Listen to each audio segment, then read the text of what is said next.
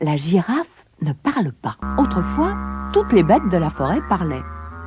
À cette époque, la girafe était la reine des animaux à cause de son long cou. Comme elle était plus grande que les autres, elle avait l'habitude de déambuler dans la forêt, la tête haute, en se parlant à elle-même. Mais cela ennuyait les habitants de la forêt. Son bavardage les empêchait de faire la sieste. Un beau jour, tous les animaux se réunirent pour trouver le moyen de faire taire la girafe. Le léopard osa même lui dire « Tu n'es pas si extraordinaire, reine girafe. Il y a des tas de choses que nous faisons mieux que toi. » « Quoi, par exemple ?» demanda-t-elle l'air vexé. « Eh bien, tu ne cours pas aussi vite que moi, non ? C'est ce que nous allons voir.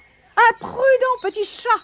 Faisons la course et tu verras. » Les autres animaux, persuadés que le léopard allait gagner, vinrent assister à la course.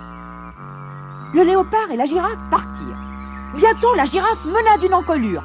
Puis le léopard gagna du terrain et la dépassa. Mais alors il se cogna la tête la première dans un arbre et tomba sur le sol. Après avoir gagné la course, la girafe devint encore plus vaniteuse.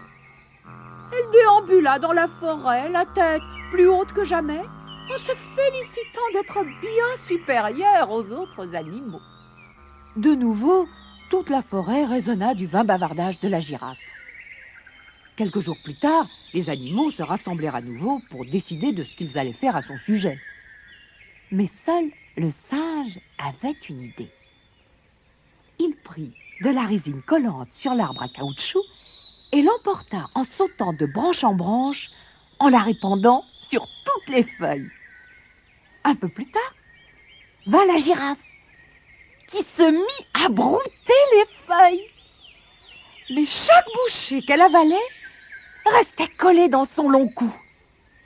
Et malgré tous ses efforts pour avaler, tousser, cracher, les feuilles refusaient de descendre. La girafe secoua son long cou. Elle but toute l'eau du lac. Impossible de se débarrasser des feuilles collantes. Et lorsqu'elle ouvrit la bouche pour répéter qu'elle était une bête admirable, elle s'aperçut qu'elle ne pouvait plus parler.